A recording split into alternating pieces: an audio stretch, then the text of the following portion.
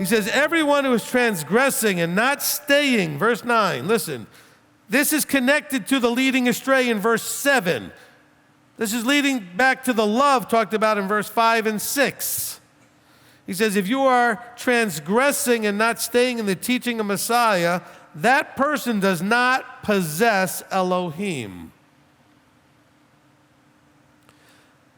This is still in the context of loving one another. So if we're not loving one another appropriately, then we are transgressing. And we're not properly actually possessing Elohim. He says, the one who stays in the teaching of Messiah possesses both the Father and the Son. Of course, this can't work for a Christian who's only looking from Matthew to Revelation. Because that's not what John's talking about here. I'm not saying there's nothing to do with that, but John is taking it all the way back to covenant. And the anti-messiahs will try to get you to give up covenant. Because it's the covenantal relationship with the Father and Son that enters you into the kingdom, that brings entry to the kingdom. Again, everyone who's transgressing, what does transgressing mean? That you trespassed or broke something, you went against something. So what's the something? The teachings of Messiah. What do we call that? The Torah. He says that person does not possess Elohim. Look, and I don't want to get people mad at me. This kind of question comes up on a regular enough basis. So, Rabbi, so do you hate Christians? Or do you hate this? Are you against that? Look, I have no, and you should have no negative thoughts about people. Anybody that gets you irritated or mad or disappointed is simply somebody Abba hasn't finished working with. So I don't have a problem with people. I struggle with this like anybody else because people really can look like to me like they're a problem.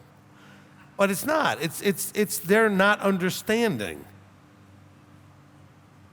But realize this, when you were where you were on a Sunday under the steeple or whatever, you did not possess Elohim because you were transgressing.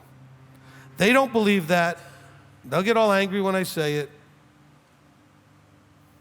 Paul said the same things in Ephesians, right? In Ephesians 2. Seems like we get back to Ephesians 2 like all the time. But remember what he said here in verse 11. He said, therefore remember that you once were of the world. You were Gentiles in the flesh, who were called uncircumcision by that which is circumcised. In other words, the Jews called you Gentiles.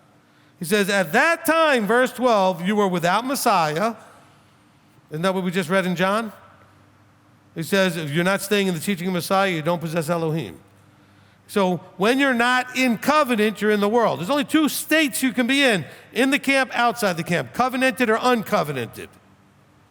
Everybody in the world, black, white, yellow, green, tall, short, fat, young, old, whatever, there's still only two categories, in and out of covenant, okay? In the camp, out the camp, whatever way you want to word it. There's just two groups of people, those in covenant to make it really clear and those not.